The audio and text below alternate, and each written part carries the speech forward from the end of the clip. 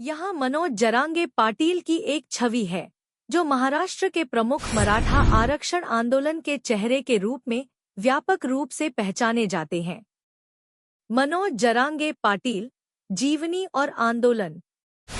व्यक्तिगत और प्रारंभिक जीवन। पूरा नाम मनोज राव साहेब जरांगे, मनोज रोसाहेब जरंगे, जिन्हें मनोज जरांगे पाटिल के नाम से जाना जाता है। जन्म 1 अगस्त 1982 को महाराष्ट्र के बीड जिले के मातोरी गांव में हुआ। परिवार, वे 4 भाइयों में सबसे छोटे हैं। उनके माता पिता व परिवार वाले खेत में लगे हैं। पत्नी सुमित्रा पाटिल हैं और उनके 3 बेटियां व 1 बेटा है। शिक्षा, 12वीं तक शिक्षा प्राप्त की, बाद में आरबी अत्तल कॉलेज, गेवरे से स्नातक भी है। राजनीतिक आरंभ और शिवबा संगठना। प्रारंभ में कांग्रेस पार्टी से जुड़े थे और युवा संघ के जिलाध्यक्ष रहे। बाद में उन्होंने शिवबा संगठना की स्थापना की, जिससे उन्होंने मराठा आरक्षण आंदोलन को संगठित रूप दिया। 2016 के कोपड़ी कांड, तुड़ी लड़की के साथ सामूहिक बलात्कार और हत्या के बाद उनका आंदोलन और ज्योतिर्मय हुआ, जहां उन्होंने आंदोलनकारियों के परिवार की मदद के लिए अपनी जमीन तक बेच दी। आंदोलन और भूख हड़ताल। 2023 सितंबर में अंतरवाली सराटी, जालना में आमरण अनशन शुरू किया। मांग, मराठा को कुंभी मानकर ओबीसी आरक्षण मिले।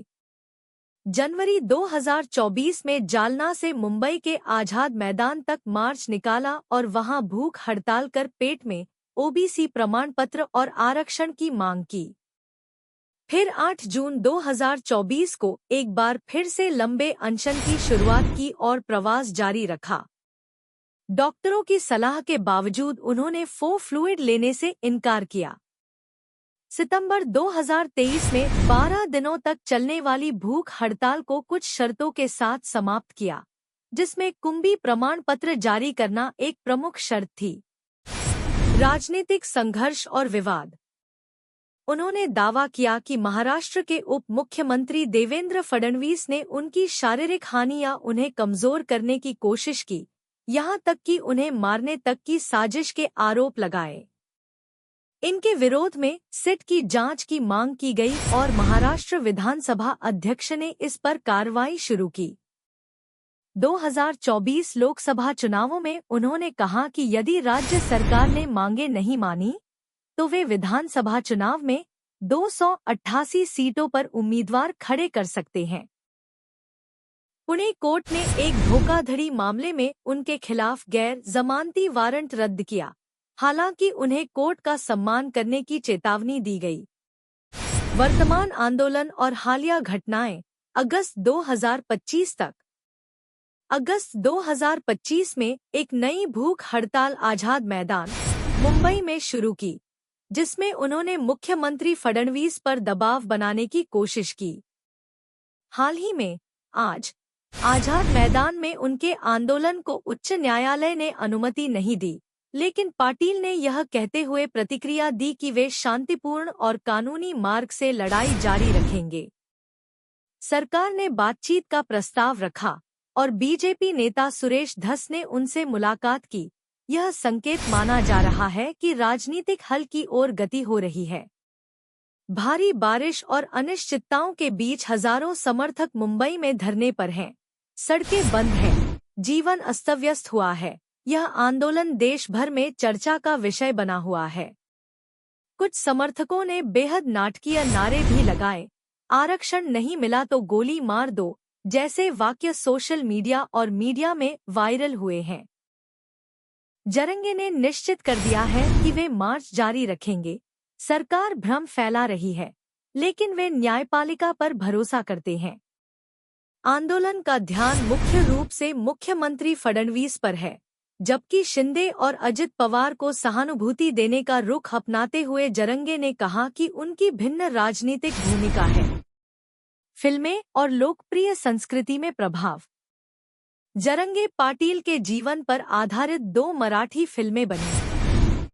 संघर्ष योद्धा मनोज जरांगे पाटिल और आम्ही जरांगे गर्जवंत मराठ्यांचा लढा।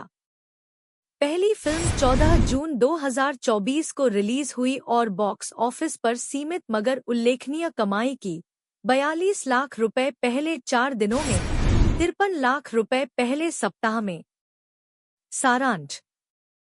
मनोज जरांगे पाटिल एक किसान और आम आदमी की पृष्ठभूमि से उठकर मराठा आरक्षण आंदोलन का मुखिया बने हैं। उन्होंने शांतिपूर्ण तरीके से और भूख हड़ताल जैसे उपायों से सरकार और समाज को सुनने पर मजबूर किया है। उनके समर्पण, व्यक्तिगत बलिदान, जमीन बेचना, अनशन और स्पष्ट राजनीतिक संदेश ने उन्हें मार्मिक, प्रेरक और विवादास्पद दोनों ही रूपों में प्रस्तुत किया है। फडणवीस सरकार का रुख, प्रमुख बातें। 1. पहले से ही 10% आरक्षण लागू। सरकार का कहना है कि मराठा समुदाय को नौकरियों और शिक्षा में 10% आरक्षण प्रदान किया जा चुका है और इसको न्यायालय ने भी मान्यता दी है।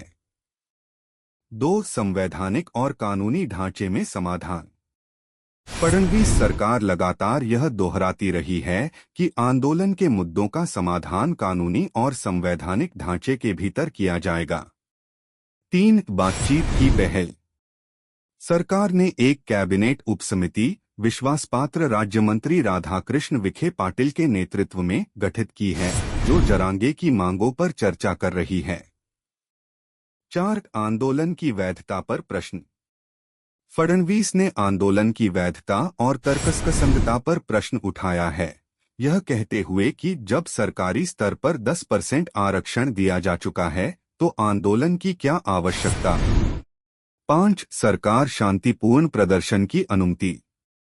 सरकार ने आंदोलन को लोकतांत्रिक प्रक्रिया माना और उसकी अनुमति दी, लेकिन पुलिस ने प्रदर्शन को केवल एक दिन 9 am 6 PM तक सीमित कर दिया, जिसे जरांगे ने मराठा समुदाय के प्रति अपमानपूर्ण बताया। 6. आंदोलन जारी है। मनोज जरांगे ने अनिश्चितकालीन भूख हड़ताल शुरू की और तब तक नहीं हटने का ऐलान किया जब तक उनकी मांगें पूरी नहीं हो जाती।